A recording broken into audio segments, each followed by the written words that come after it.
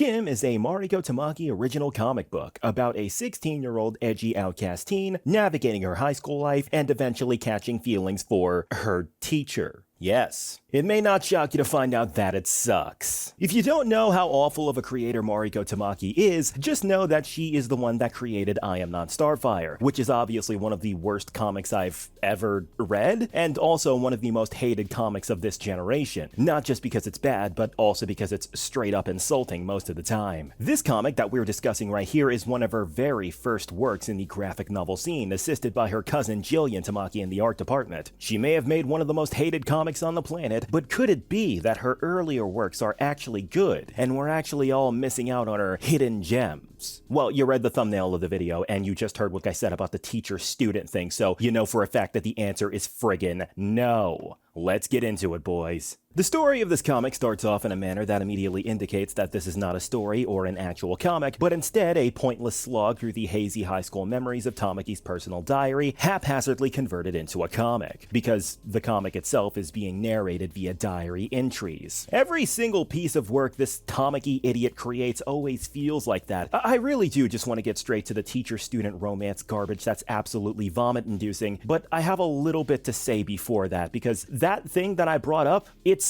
not the primary plot to the comic, but it's weird, man. This comic literally does not have a plot, just like I Am Not Starfire. It's kind of just random shit happening at...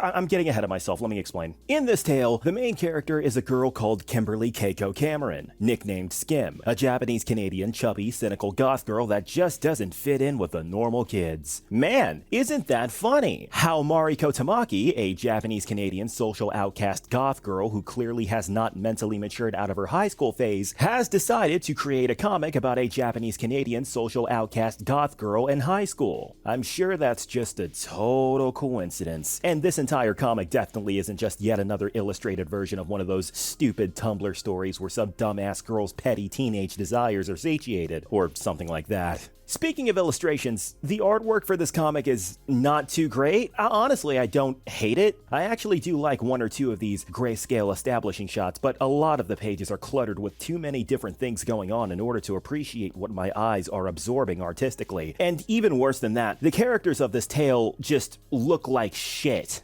Like, look at the generic best friend character here, for example. What the hell is even going on with her effing hair? That's not a mistake made during drawing. That is literally what she is supposed to look like in every panel. And yeah, the other characters' designs don't really fare well either. In this review, I really want to emphasize two things. One, this main character is an a-hole who is impossible to get behind. And two, the story is scatterbrained as all hell. Okay, remember what I said earlier about this entire comic being framed in the way of a diary? Yeah, well, that's actually the number one thing that's terrible about this, because as a result, nothing in this comic feels like an actual, well, comic. Like, there's no focus. Again, another problem that I Am Not Starfire had, which very clearly indicates that this girl, this author, has not improved as a creator in any way within the span of time that she first created this and I Am Not Starfire. But yeah, there is no focus in the way that scenes and moments transition from one to another in this comic. Yeah, let me just get to the teacher-student romance thing finally. I wanted to write this thing off as a B-plot, just on the side of the story, but courtesy of this comic's amazingly terrible writing, it feels like everything in this is a side plot that doesn't matter. Okay, storytelling 101, right? Literally, I'm talking elementary school type stuff. When you make a story, it usually involves a single character who's going through something, and then when that something occurs, right, there's always a result of a character's actions. In this comic, there is never a result or consequence for literally anything.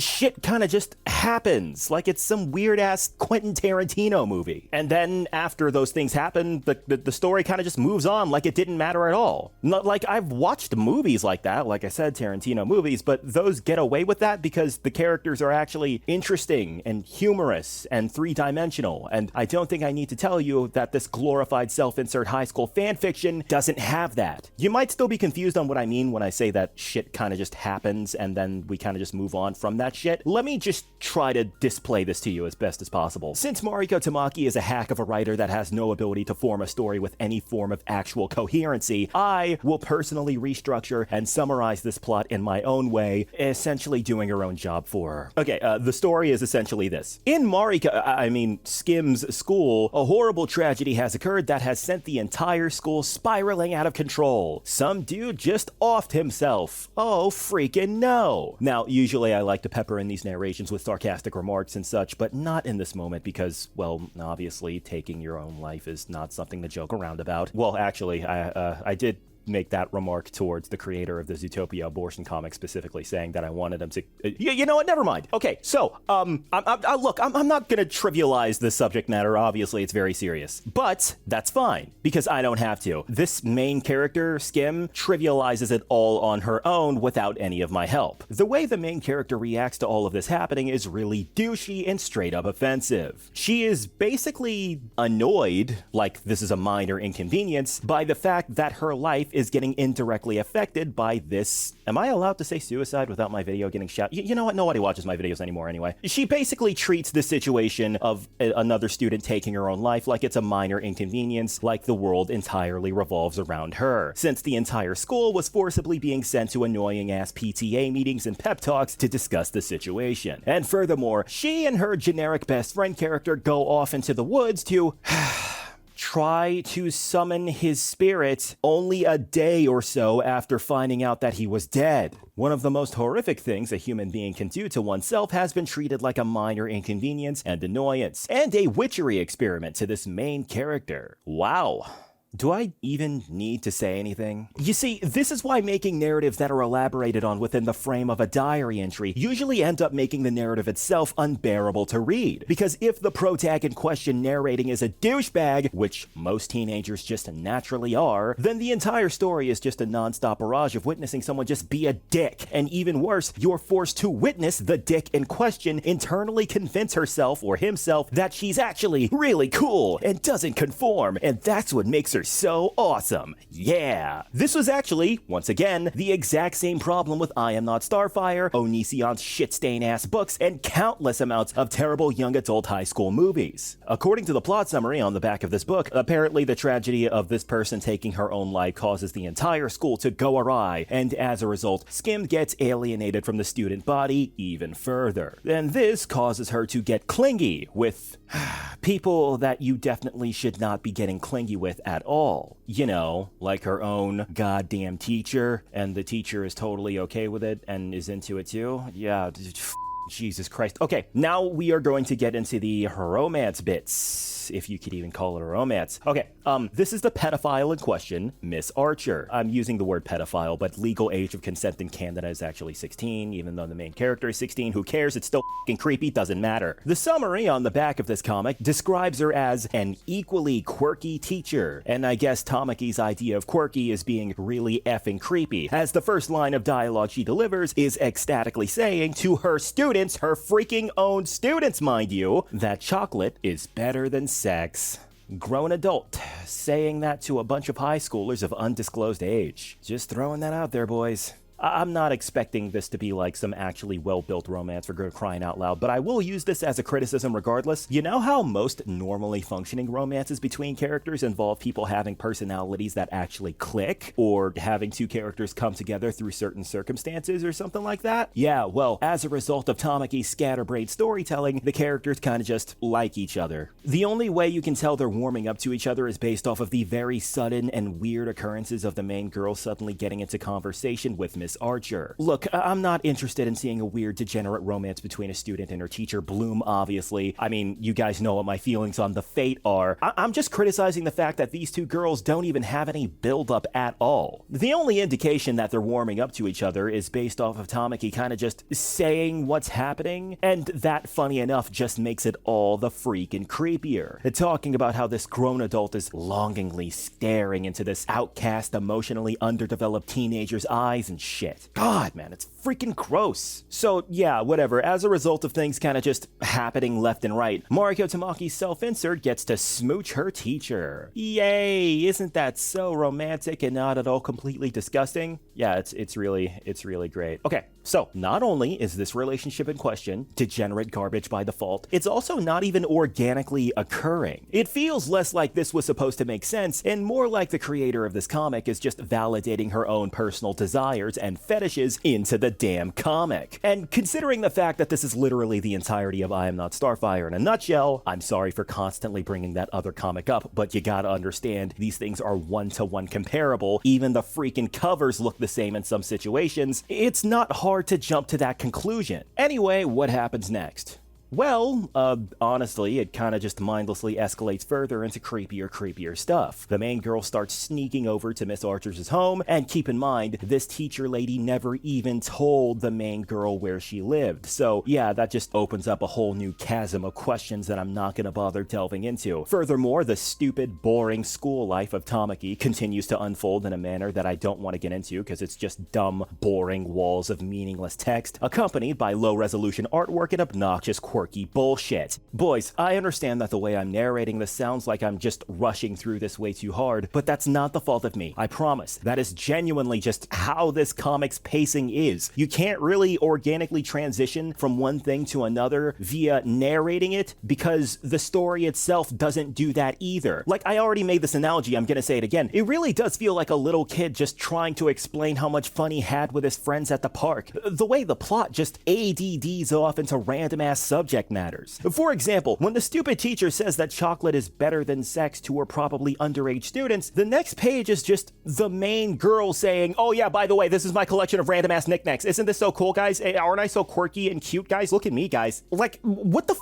am I reading? Anyway, now that the relationship between Mariko and Miss Archer has been fully solidified, there will be a result of this relationship finally blooming, right guys? I mean, after all, while the buildup was completely inorganic, there has been a lot of buildup to it, since there's been so many scenes of the author depicting these two characters conversating up until this point. So what happens next after these two characters come together? Well, the answer is nothing. For some idiotic, contrived reason that I shall not explain, the teacher lady has to leave school permanently. Apparently, she's going to New Mexico in America for a bullshit art project thing that is never explained. You literally do not even see this teacher lady's face again after learning this information. She is gone. Like, disappeared, gone. She is not even present before the main girl Skim can even get up or see her or speak to her. She just disappears off screen, bro, like she never even mattered to begin with. Effectively making this subplot a complete waste of goddamn time, because nothing happens, nothing changes, and there is no result at the end of the day when it comes to you getting to the end of this subplot. So, what the f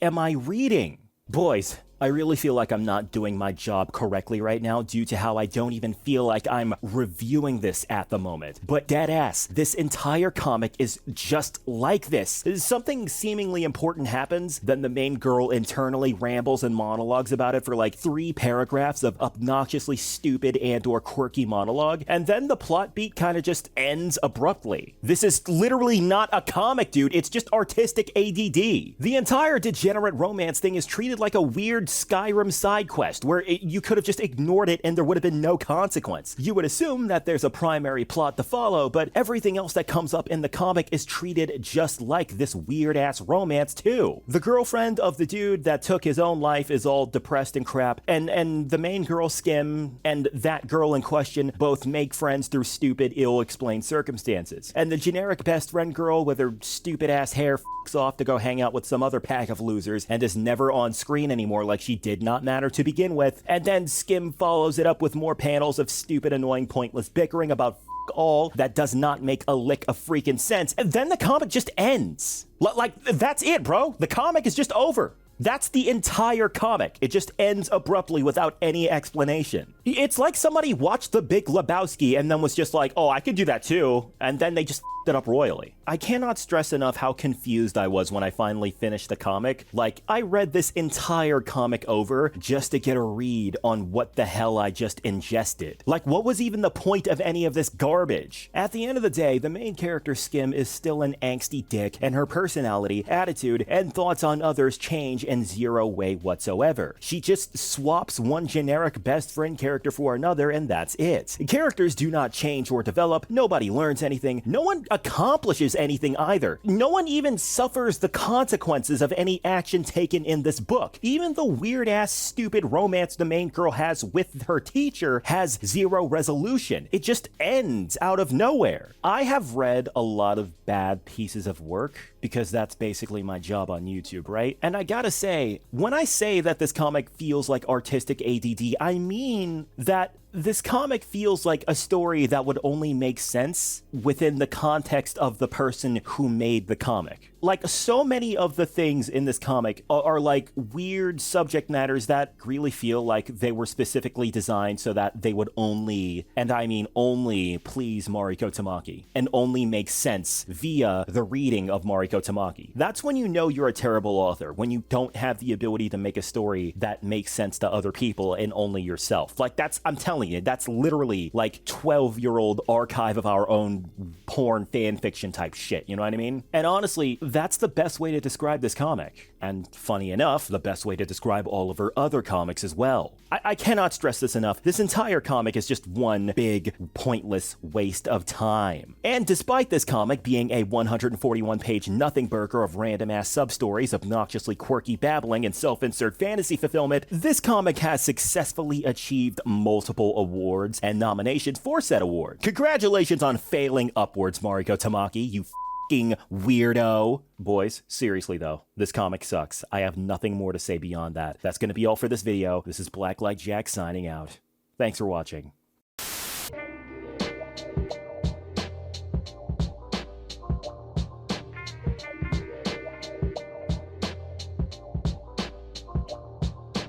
We've reached the end of the video, so it's time for the Patreon roll call. My $15 supporters are Ale Dragon and Stormy Night. My $10 supporters are Agish, Art Blocked, Candid Monkey, Charlie Kieran, Daniel Ivy, Phaedra Galaxy, Klutzy Ninja Kitty, May Soratami, Mighty Beware, Pai Yan, Ponyboy VA, Skyer, Syndrin7, and Vincent Lundy. And of course, let's not forget our $5 supporters. They are appreciated just as much as all the others. If you'd like to be in the credits as well as have access to a small library of Patreon content, all you gotta do is support me on Patreon. Thanks for watching, boys. We'll see you next time.